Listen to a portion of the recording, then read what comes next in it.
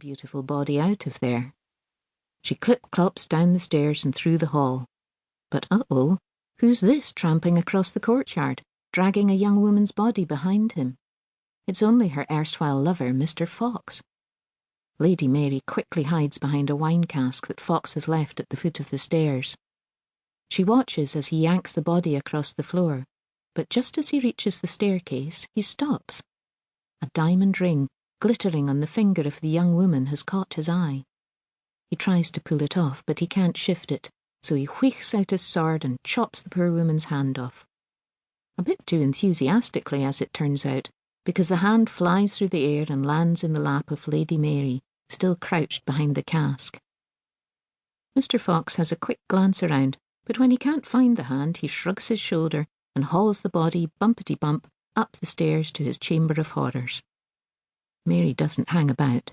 She hot-foots it out of there, the lifeless hand in her pocket. As it happens, Mary and Mr. Fox are to be married the very next day. Fox and the wedding guests arrive, and they all sit down to a celebration feast before the contract is signed.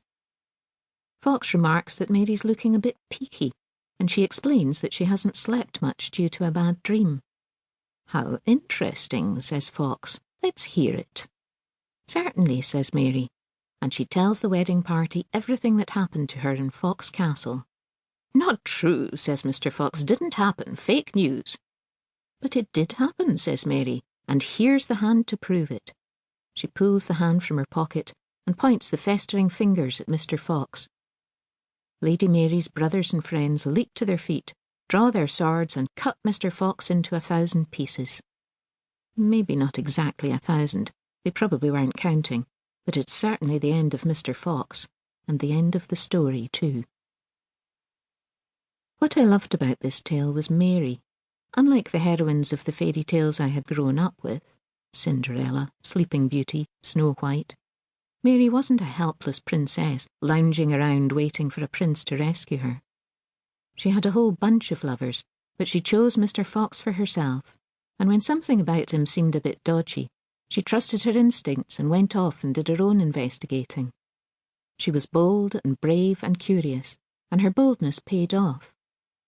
She realised just in time that she was about to marry a misogynistic murderer, and she quickly rallied some allies who helped her get out of the situation. Admittedly, it was her brothers who did the final chopping, but only because Mary had got them on side by telling them her story and providing them with evidence. They were the foot soldiers in a plan that Mary had orchestrated. Be bold, the story said to me, and don't keep quiet about abuse." So, for better or worse, this is my story. Like the old folk tales, it's ancient. It's something that happened to me, but it's been happening for hundreds of years. It began before my mother was born, before my granny or even my great-granny was born. Once upon a time. That's how the old tales start, right at the beginning. But the beginning of this story is too far away, too mired in history, so I'll start in the middle. Chapter 1. In the middle, the third time I met the man, the park. I'm walking through a park on my way home, having just dropped my son off at school. Or not quite just. I've dropped my son off, and I've been to the little cafe near the school, where the coffee is good and the windows fold open onto a quiet leafy street, and a woman with 2 sausage dogs sits reading the morning paper, while her dogs wait patiently by her chair. I've sipped my latte and answered emails and redrafted a poem, and then I've gathered my things and walked back past the school, leaf shadows dancing beneath my feet. I've crossed over the busy road, and now, I'm walking through this park, with its vast beds of heavily laden rose bushes, and its avenue of cherry blossom trees, papery petals of rose and cherry, drifting like pink snow along the edges of the path. Someone calls my name.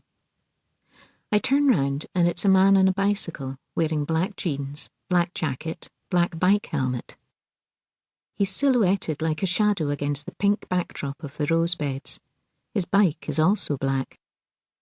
As I turn towards him, a rainbow lorikeet shoots up from the cherry blossom, followed by a gang of noisy miners that swoop and dive around the anxious lorry, shattering the